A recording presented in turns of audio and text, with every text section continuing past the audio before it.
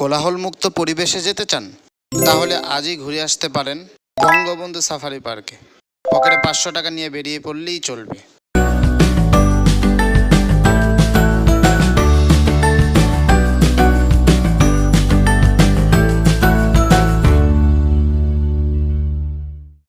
Safari park গাজীপুরে অবস্থিত, যেখানে আসতে হলে ঢাকা থেকে যে কোনো বাসে গাজীপুর চৌরাস্তা পর্যন্ত আসতে হবে। বিশ্ব রোড থেকে গাজীপুর চৌরাস্তা ভাড়া হচ্ছে 40 থেকে 50 টাকা নিবে।